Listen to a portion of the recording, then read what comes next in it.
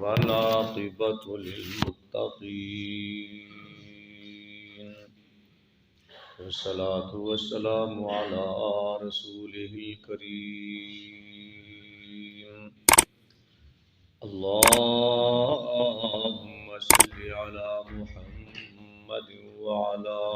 آل محمد كما صليت على إبراهيم وعلى آل إبراهيم إنك حميد مجيد اللهم بارك على محمد وعلى آل محمد كما باركت على إبراهيم وعلى آل إبراهيم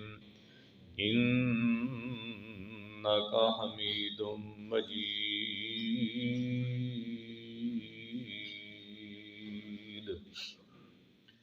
أما بعد فأعوذ بالله السميع العليم من الشيطان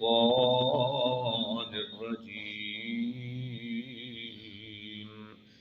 بسم الله الرحمن الرحيم فإذا قضيت الصلاة فانتشروا في الأرض وابتغوا من فضل الله واذكروا الله كثيرا لعلكم تفلحون.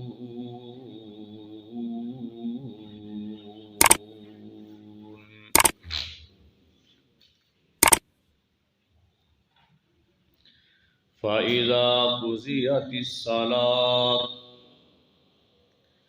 پس جب نماز پوری کر لی جائے فَانتَشِرُوا فِي الْأَرْضِ پس پھیل جاؤ تم زمین میں وَابْتَغُوا مِن فَضْلِ اللَّهِ اور تلاش کرو اللہ کا فضل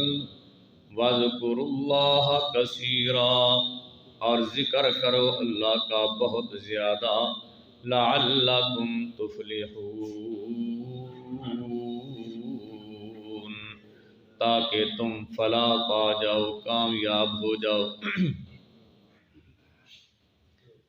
اللہ رب العالمین نے پہلے فرمایا جب اذان جمعے دی ہو جائے اس ویلے اپنے کاروبار چھڑ دیو کم چھڑ کے جلدی جلدی مسجد والے آ جاؤ اور آن کے جمعہ ادا کرو خطبہ سنو نماز پڑھو اور پھر جا کے اپنے کاروبار کرو. جمعے دا دن بڑی فضیلت والا دن ہے. جمعہ جڑا ہے جمع دے وچوں مشتق ہے. جمع منے کٹھیاں ہونا جمع ہو جانا یا تے اے مراد ہے کہ جمعے والے دن لوگ بڑیاں بڑیاں مسجداں دے اندر جمع ہوندے نے تاں اینوں جمعہ کیا گیا یا اللہ تعالیٰ نے زمین و آسمان دا نظام 6 دنوں دے اندر بنایا وہ دے وچوں آخری دن جڑا سی وہ جمعے دا سی یعنی جمعے والے دن سارا کم دنیا دا جمع ہو.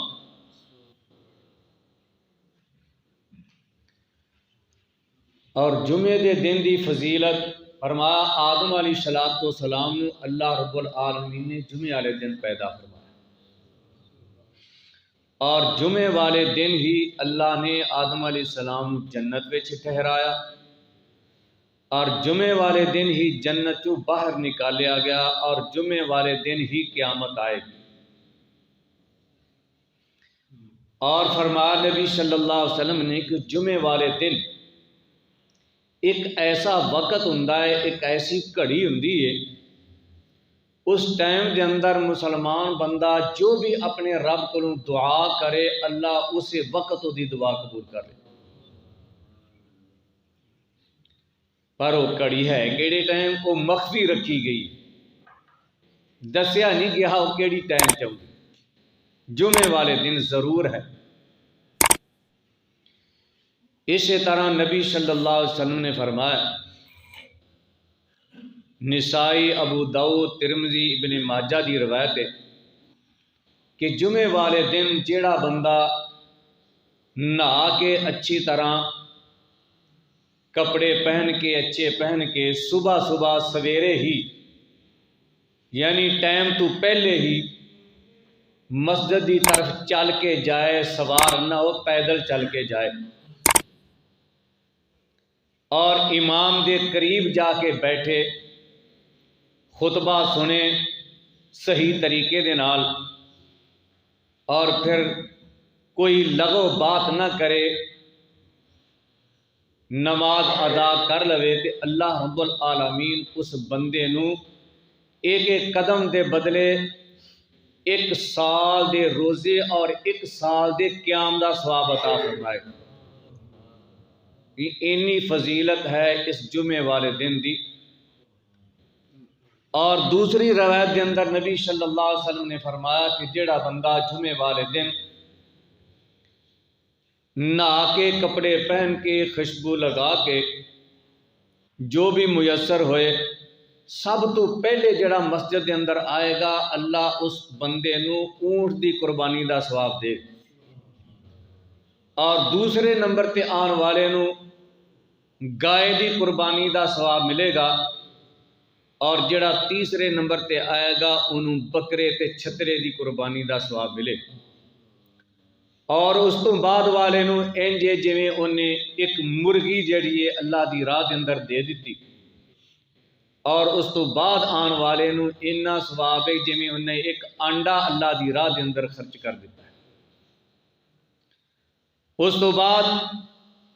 جدوں امام تشریف لے آندا ہے، خطبہ شروع ہو جاندہ ہے، فرشتے جڑے نے پھر وہ بھی اپنے دفتر نو لپیٹ کے وہ بھی خطبہ سن لگ پیندے۔ اسی طرح فرمایا نبی صلی اللہ علیہ وسلم نے کہ جڑا بندہ جمعے والے دن غسل کر کے اور اچھے کپڑے پہنے،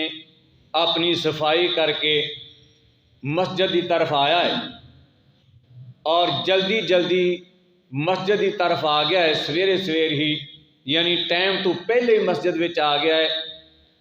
اور آن کے امام دے قریب ہو کے آرام نال خاموشی نال خطبہ سنیا ہے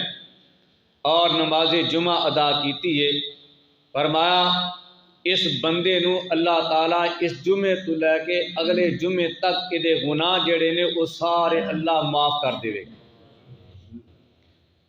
تو یہ فضیلت جمعے والے دن دی ہے جڑا بندہ آن کے جمعے دی نماز ادا کرے۔ اسی طرح باقی نمازاں دی بھی فضیلت ہے کہ نہیں کہ 8 دن کہیں نہ 8 دن جمعہ پڑھ لیا، آدھے چلو 8 دن جمعہ پڑھ لیا، ایک جمعے تو لے کے اگلے جمعے تک دے گناہ معاف ہو گئے، پہلے بخشے گئے گاں پھر سے اگلا جمعہ آ جائے گا پھر پڑھ لیا تو معاف ہو گئے سارے۔